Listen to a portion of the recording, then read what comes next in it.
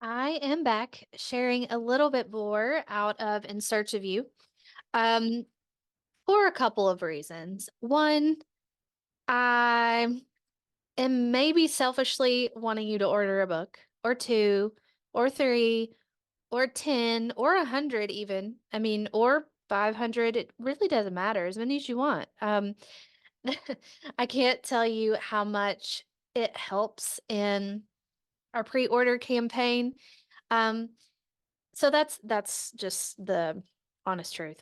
Um, but the second thing is this is a book that I truly do believe in, and it's a book that I wrote during one of the most transformational periods of my entire life to date.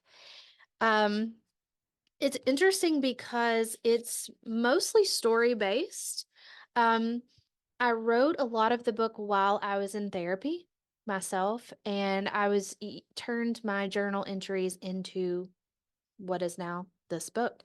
Um, but here recently, I've been thinking a lot about my grandma Sylvia and the relationship that I had with her, and just a lot of her quirks and I don't know, different things that have been reminding me of her lately. She passed away back, let's see, when did that happen? That was after it was while I was writing the book. Yeah, it was while I was writing the book. And so you see the story of her from the time I remember her when I was a little girl all the way through how our relationship developed and changed over time. And as I was thinking about what I was going to share with you all today, it is actually a story on page 137, and it's called Pink Dress. Okay. So this story is in part three of the book, which is titled Awareness, and the subtitle is Big Things. Big things are the fence posts that shape our lives.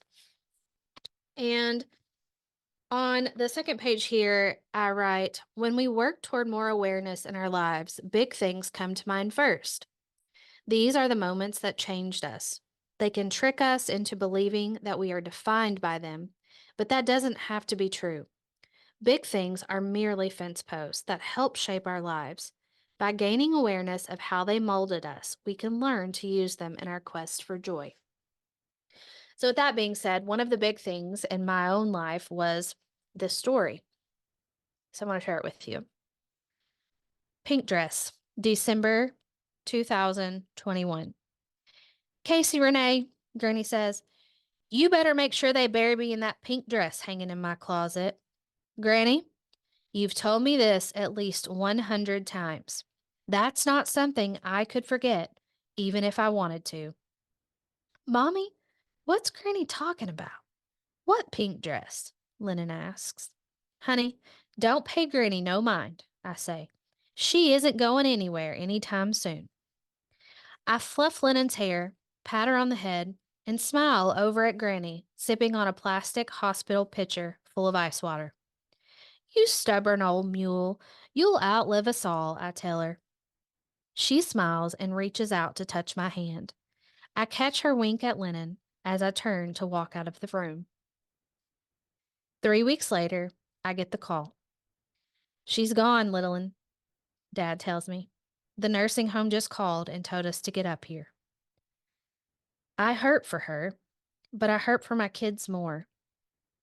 They loved their granny, especially Lynn.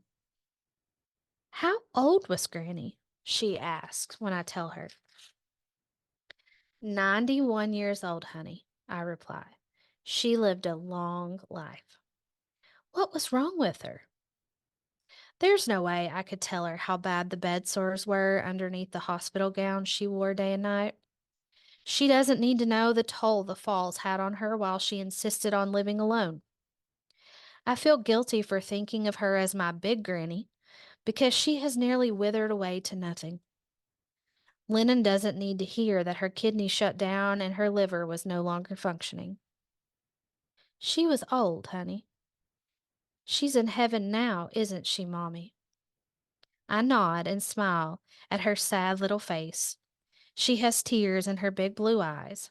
It's okay to cry. I know you're sad.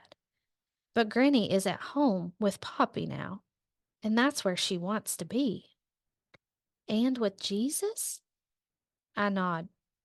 She scoots from my lap and walks toward the front door of the house. With one hand gripping the handle, she turns and looks over her shoulder at me as if she forgot something. Oh, Mommy. Hey, don't forget to bury Granny in her pink dress.